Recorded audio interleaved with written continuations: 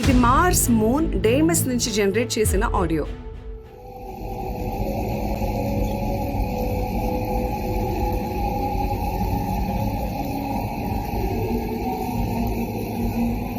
అలాగే ఇది Mars the ఇంకొక మూన్ ఫోబోస్ నుంచి జనరేట్ చేసిన ఆడియో.